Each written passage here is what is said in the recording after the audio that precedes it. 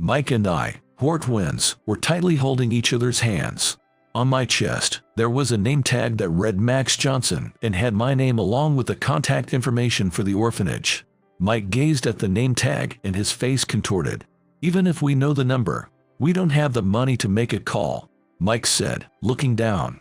I wonder how far we had walked from our home, the orphanage. It was 7 a.m., right after we finished breakfast, when Mike said, "Let's go find our real mom." Now, the clock tower in the park shows 6 p.m. Mike and I have lived in an orphanage since we were infants. We've only been told this by the teachers at the orphanage, so maybe we really started living there when we were 1 year old. But neither Mike nor I know our mother's or father's faces or names.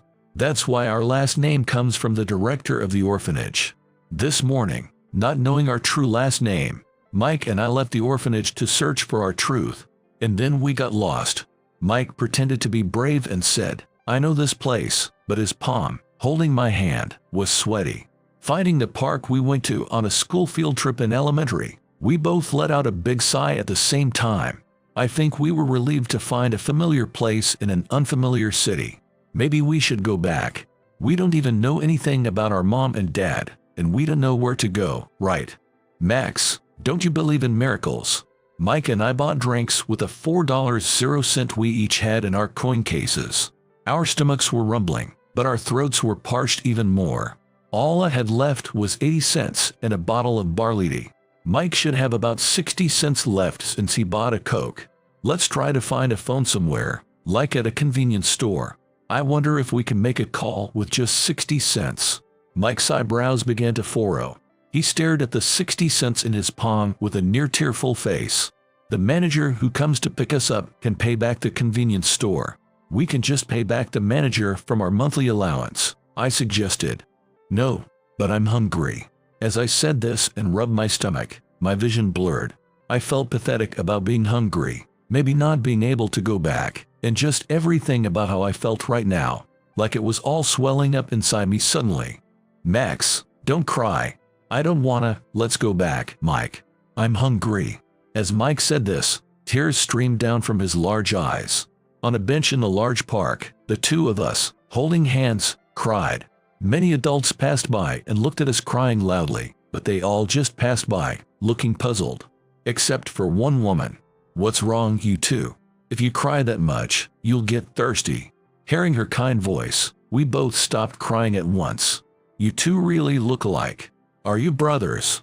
Twins, maybe?" The woman squatted down to her eye level, and her gaze moved to my name tag. "I found your names. Max Johnson and Mike Johnson. Is this phone number for your home?" The woman spoke gently and slowly. After walking so much and crying a lot, her words sounded like a lullaby to us. It was that reassuring. "Yes, that's right. We want to make a phone call, but we only have 60 cents, Mike said as he got off the bench and showed the woman the coins he was holding. I hurriedly stood next to Mike and said, "I have 60 cents, as I opened my coin case. "What smart boys you are. You know that making a phone call costs money. Well then, because you two are such good boys, this time I'll let you make a phone call without taking your money," the woman said as she stood up and showed us her cell phone. Then she said, "So, keep that money safe," and gently wrapped Mike's and my hands. The manager who was called by the woman hugged us while we were crying, and then firmly scolded us, saying, "Don't ever do something like this again." On the taxi ride back, we should have been tired, but we couldn't sleep. Staring at our tightly held hands, I think Mike and I both felt the miracle of our meeting. A week later, we learned the woman's name. The woman introduced herself to us, saying, "Once again, my name is Elizabeth Wilson." Since then, for a year after meeting in the park, Mrs. Elizabeth Wilson and her husband, Mr. John Wilson, continued to visit the orphanage. On the Christmas, on Mike and I's 8th birthday, the manager, Mr. and Mrs. Wilson, Mike, and I gathered in the orphanage's private room. "Let's live together," Mrs. Wilson said, reaching out her hand to us. On our 8th birthday, Mike and I became the children of Mr. and Mrs. Wilson. Even though it's warm during the day when the sun is up, it gets cold when the sun sets. In the crisp air of a November night, with winter approaching, the stars look beautifully clear. On my way back from university, I noticed my breath turning white. It's winter, huh? I muttered and vaguely thought about how soon it would be Mike and I's birthday. When my breath turns white, it reminds me that our birthday is approaching. 20 already. Time flies, I thought. I pulled my scarf up to my mouth, hiding what must have been a twisted smile. From the moment Mike and I woke up until we went to sleep, we were always together until we went to the Wilson household. The teachers at the orphanage used to laugh in amazement, saying, "You two only believe in each other." Yes, Mike and I were together so much that it seemed like that to everyone around us. The impenetrable wall we had built around ourselves had crumbled. It happened soon after we went to the Wilsons. Mrs. Wilson, a translator, had a study surrounded by books. I was fascinated by the mountains of books filling the bookshelves that blended with the walls. Captivated by the world of books, I aimed for the literature department when I went to university. Whether it's working for a publishing house or becoming a librarian, I just hope to have a job related to books. And now, Mike is living a life completely opposite to mine. It all started when Mr. and Mrs. Wilson first visited us twins at the facility, bringing 2 tennis rackets. Mr. Wilson taught us how to play tennis. From then on, Mike's world changed. Quickly captivated by the joy of tennis, he's now attending a physical education university while aiming to become a professional tennis player. The last time I talked with Mike was 3 months ago, on a hot day. Our room's air conditioner had broken, so I slept on the living room sofa.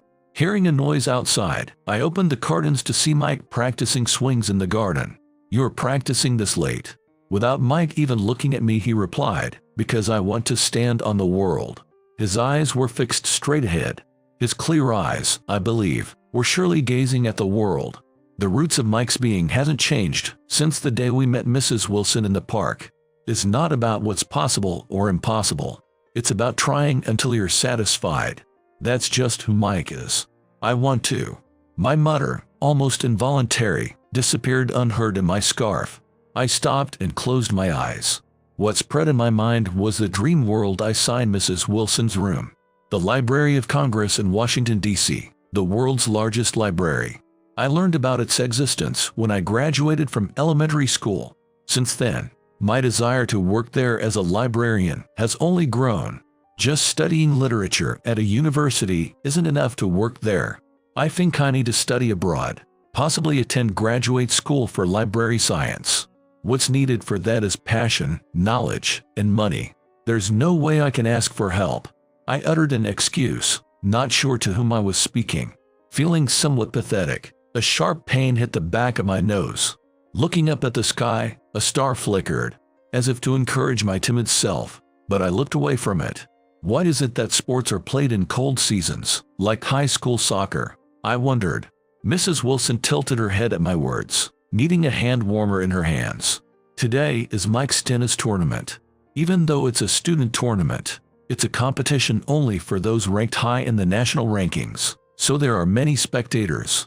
I had heard the matches were indoors and had completely let my guard down. But it's still a tennis court where players are running around. I shouldn't have thought it was like a well-insulated university lecture hall. I should have brought a scarf. As I muttered, Mrs. Wilson handed me a hand warmer from her purse. Mr. Wilson clasped his hands together, looking up as if praying to the ceiling. I'd give anything for Mike to win. That's a bit much, I said with a laugh, but I kind of understood Mr. Wilson's earnest and straightforward thoughts. He resembles Mike. Maybe Mr. Wilson feels a responsibility for having started Mike's tennis career, just like how 7-year-old Mike felt responsible for taking me to the park. The match hasn't started yet, right? Maybe I'll go buy some drinks. Even if you say not yet, it's only about 10 minutes away. Hurry up, Mrs. Wilson advised. Oh, but be careful with the steps, Mr. Wilson added. How old do you think I am? I'll be fine, I replied with a smile to the quick exchanges between Mrs. and Mr. Wilson. The seats Mike had reserved for us were just 2 in the upper section, with a great view of the arena. I had secured my own seat. Mike probably didn't even think I was here. That's why I didn't want to be in the audience if possible. If he looked up from the court, he would spot me right away. I wanted to support him, but I didn't want to be a distraction. I guess I'll head back when the cheers get louder, I thought as I sat on a bench in front of the monitor showing the court. Oh, he doesn't seem nervous. I observed as Mike's face appeared on the monitor, his lips curved in a slight smile. He raised a hand in response to the cheers from the audience, his gaze firmly fixed on his opponent across the court. My brother looks pretty cool, I admitted to myself, genuinely impressed. I've always thought Mike was cool. I feel proud to have such a brother. A twin who effortlessly accomplishes things I can't even imagine doing. Mike was holding the racket he got from Mr. Wilson. It was in a condition where it could break at any moment, but he had sent it for maintenance several times and even restrung it himself. So far, this was the Mike I knew well, displayed on the screen. His wrist. It's not healed, I realized. From the beginning of the match, Mike's movements seemed stiff. At first, I thought, it's unlike Mike to be nervous, but soon I recognized the issue. He was favoring his right wrist. I've never played tennis, but I'm confident I know Mike better than anyone else. Mike on the monitor was frowning, biting his lip. He must be frustrated, unable to move as freely as he wants. Mike started having wrist pain right after starting high school. He had visited the hospital several times, but recently Mrs. Wilson and Mr. Wilson hadn't mentioned it, so I thought he was fully healed. He was in top form in the last tournament. Maybe it's a relapse, I pondered. Struggling to move well, Mike was rapidly losing points. At this rate, he might lose in straight sets without winning one. I clenched my fist. I wondered how long Mike had been feeling the pain. He was wearing a wristband on the court, something he normally didn't wear. Probably, he had realized something was wrong before the match. It's a barrier that all athletes eventually face. Having funds set aside for unforeseen medical expenses might be considered normal. But Mike is balancing his life as a tennis player with his studies, managing not to fall behind. He probably doesn't have the luxury to work part-time, and the prize money from tournaments goes to Mrs. and Mr. Wilson. It might seem logical to use that money for medical expenses. But if I were in Mike's shoes, I probably wouldn't find it easy to speak up either. Both Mike and I tried to hide it when we had a fever as kids. It wasn't because we were afraid of Mrs. and Mr. Wilson, but because we knew going to the doctor meant spending money and time. Even as children, we felt sorry for causing that inconvenience. In different ways, Mike and I both harbor the same feelings. Have you been watching from here? Suddenly hearing a voice, I looked up. Mrs. Wilson sat down next to me. With a worried look in her eyes, she stared at the monitor. The match is over, isn't it? As I debated whether to tell her about Mike's wrist, the match concluded. The result was a straight-set loss for Mike. We're going to see Mike. What about you? Mrs. Wilson stood up, glancing at my face for a response. Even though she knew my response, Mrs. Wilson asking me properly was a part of her kindness. I've got a shift at work later. Turning my back to Mrs. Wilson and murmuring, "Tell him I said good job, Max," she called out, grabbing my shoulder as I started to head towards the exit. "Keep your birthday evening free, okay? You're not a child anymore, so you might have plans with friends, but since it's your 20th birthday, let us celebrate it," she said with her unchanging soft voice, the same since we first met 13 years ago. Even as it became hoarse with age, that gentle tone had always protected Mike and me. "Thank you, Mrs. Wilson," I said. Upon hearing this, Mrs. Wilson's eyes widened, tears glistening at the corners of her wrinkled eyes. After my shift, I stopped by the convenience store to withdraw my freshly deposited salary. After setting aside the cost of my commuting pass, I put the remaining $1,200 into an envelope. "This is for you, Mrs. Wilson," handing her the envelope when I got home and she greeted me in the kitchen. "It's for Mike's treatment."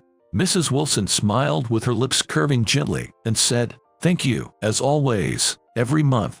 Since Mike first started experiencing wrist pain in high school, I had decided to give Mrs. Wilson my part-time earnings every month.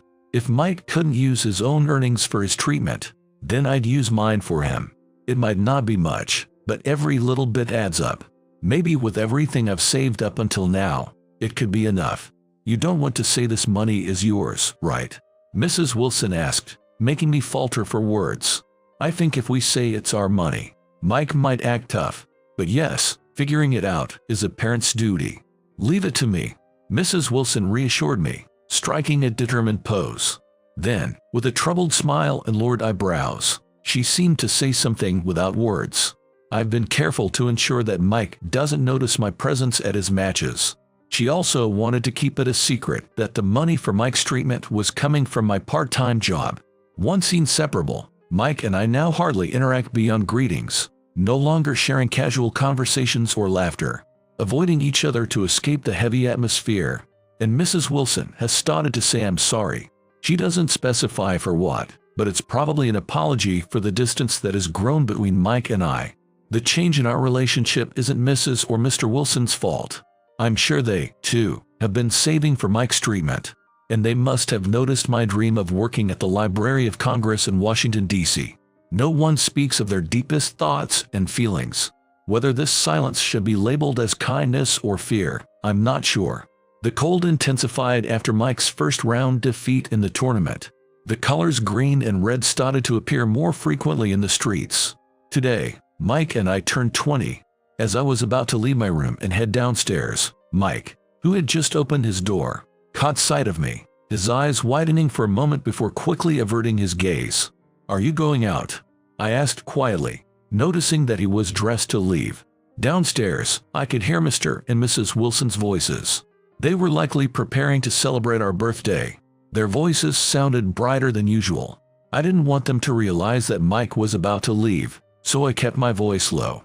Yet, Mike, seemingly unconcerned, responded loudly, almost glaring at me. "So what if I am? Aren't you going out? Mrs. and Mr. Wilson are preparing something, and we've always been looked after by them. You've been a good boy enough. We're 20 now, right? It's about time we live a little freely," Mike replied, his voice strained. Unable to stop him, I stood frozen outside my room for a while after he left the house. Indeed, I had never really spoken my mind freely, even in the facility, and since coming to the Wilsons, I had hesitated to express even simple wishes like wanting hamburgers for dinner. But it was Mrs. and Mr. Wilson who gave us a home to return to and the sense of security of being cared for, something we, who never knew a real family, deeply appreciated. I had always thought Mike felt the same gratitude towards them. When did things start to change? I muttered to myself, a sharp pain in the back of my nose. Trying to keep the tears from falling, I looked up at the ceiling. I was complacent, believing that even though we stopped talking and seeing each other, Mike and I shared the same thoughts and feelings. After waiting for my tears to recede, I headed to the living room, where Mr. and Mrs. Wilson greeted me with sunny smiles, saying, "Good morning." Swallowing the tightness of my chest, I looked down. Mike's feelings are just part of growing up at his age, and we're happy that you, Max, chose to stay, Mr. Wilson said, placing his hand on my shoulder while tilting back a beer. Even though I tried to contact Mike, who didn't return home that night, there was no reply or call back from him, and the birthday celebration was held in his absence. The table was filled with Mrs. Wilson's homemade dishes, which were all our favorites. I realized I hadn't mentioned many of them, but she had noticed. Mrs. and Mr. Wilson must have remembered even the slightest changes in our expressions. Eating the cheese hamburgers that Mike loved, I also ate his portion. Mrs. Wilson watched me with a troubled smile. "I wonder if I should sober up a bit," Mr. Wilson said, stretching his arms and standing up as the plates on the table started to empty. As he walked towards the entrance, I called out, "Mr. Wilson, you've lost weight. You need to cut back on the alcohol." He raised his hand in acknowledgement and left the living room. "Your dad is probably happy to have a meal together after a long time," Mrs. Wilson said while clearing the table. Indeed, since I started university and Mr. Wilson's overtime increased, our schedules had rarely aligned. "But I want him to live a long life," I replied. When I pursed my lips, Mrs. Wilson gently stroked my hair. The rare childlike treatment made me feel somewhat restless inside. "I can help too. Really? Could you bring the dishes to the sink?" Mrs. Wilson asked, turning her back to me and starting the water. I nodded and began collecting the dishes. That's when I noticed something. "Huh?" I froze, holding an empty can that had been sitting in Mr. Wilson's place. The can, which Mr. Wilson had been drinking from earlier, was labeled non-alcoholic. There was no one in the garden visible from the living room. Hoping he was just sobering up at the front door, I listened intently for any sound. I hoped to hear the front door open, but what reached me instead were footsteps. They were subdued, descending slowly from the second floor to the first. "Why?" I murmured to myself, prompting Mrs. Wilson to ask, "What? Did you say something?" The rest of the evening was unsettling.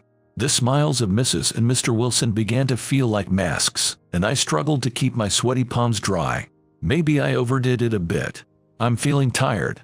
I'm going back to my room," I managed to say. Upon hearing that, Mrs. and Mr. Wilson showed relieved expressions, saying, "It is late, after all."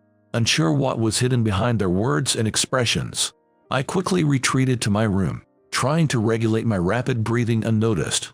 Crouching in front of my door, I tried to calm my disordered breathing. In this house, only Mike's and my rooms are upstairs. What was Mr. Wilson doing? Telling me a lie? Slowly, I turned on the light in my room. I was afraid to look up, feeling as if my whole body was trembling. I slowly turned the lights on, lighting my white-walled room. On my white bedsheet, there was a brown envelope that wasn't there when I left in the morning. Mr. Wilson must have placed it there. Approaching the envelope, I picked it up but struggled to open it due to my trembling fingers. Calm down, I told myself, taking deep breaths. As I regained composure, I realized the contents of the envelope weren't just a letter. "What's this?"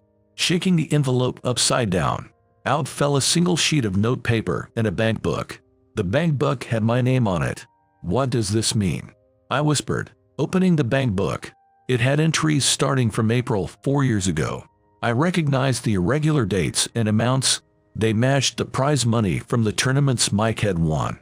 The last entry was from yesterday, showing a deposit of $60,000. With this, I had more than enough to cover my study abroad and graduate school expenses. Could it be? Murmuring to myself, I opened the note paper. The calligraphy-like handwriting, like something out of a textbook, must be Mrs. Wilson's. "Happy birthday, Mike, Max. You're both 20 now. The day you came to our home, you were still so small. Thinking of you reaching this day brings tears to my eyes.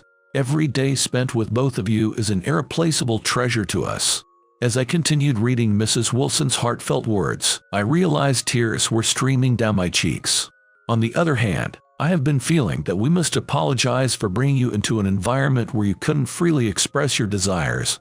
However, supporting our precious children's dreams is our privilege as your parents, your father, and I truly wish to support both of your dreams. The last bit of money is from us. Please accept it and use it to fully pursue what you both wish to learn. Wiping the tears blurring my vision, I kept reading. As I read the final sentence, I collapsed to my knees. "Until yesterday, the money was a gift from Mike to you, Max, and from you to Mike. And Max, you have been contributing his part-time earnings so Mike can play his best." Mike, I'm sorry," I whispered.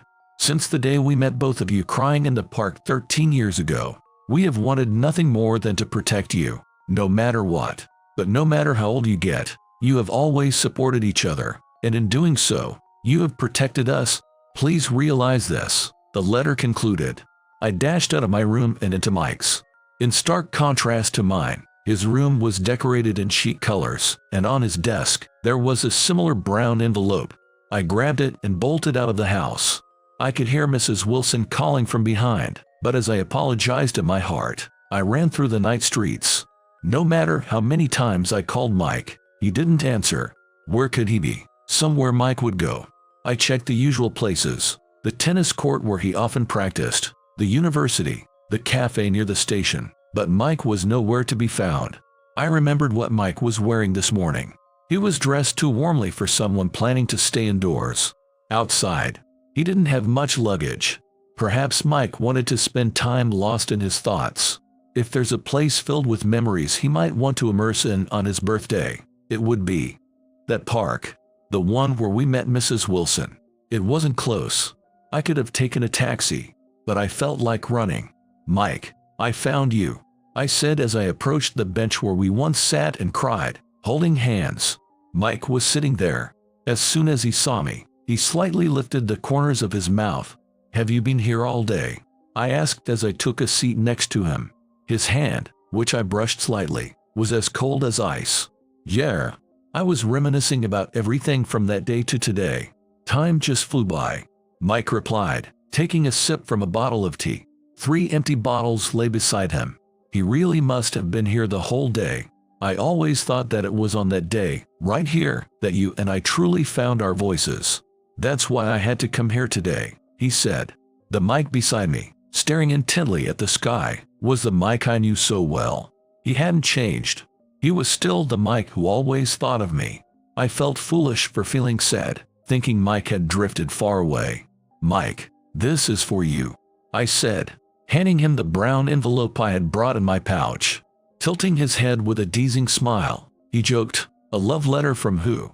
As he opened the envelope, his eyes widened the moment he saw the contents. "Mike, let me see."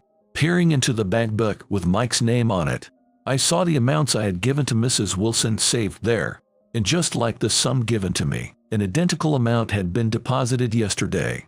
Mike's envelope didn't contain a letter. I handed him the letter that had been in my envelope. "This wasn't mine, but I think it's meant for both of us." As Mike started to read the letter, I stepped back a bit, enjoying the beautiful stars in the winter night sky. Soon, I heard sniffling from beside me. "Hey, Mike." "What?" "Let's get your treatment. You're definitely going to be a world-class player. You're my amazing twin brother, after all." Mike, wiping his nose, pointedly replied, "If Max says so, I guess I have no choice but to do my best." "Mike, we really are twins, aren't we? Who would have thought we'd end up doing the same thing?" "Thank you. I'll work hard to." Pulling him into a comforting hug. There, on a bench in the night park, we cried together, letting out our emotions freely. When we returned home, with tear-streaked, red faces, Mrs. and Mr. Wilson opened their eyes wide in surprise. But then they smiled through their tears, relieved, saying, "That's good." I turned 25. Passing through the tennis court filled with unceasing cheers, I head towards the locker room. "Mike, good job out there. Good job. The match is just starting." With a laugh, stretching as I opened the door without knocking. After our 20th birthday, I took a break from school to study abroad in France. Upon returning, I pursued graduate studies in library science and now work at the National Library of Congress. Having seen the world and realizing how many children lack access to books, my dream has expanded. I expressed my desire to create an environment where everyone in my home country can equally access books. Mike, hearing this, smiled broadly, showing his white teeth, and said, "That's the kind of dream you always dreamt of."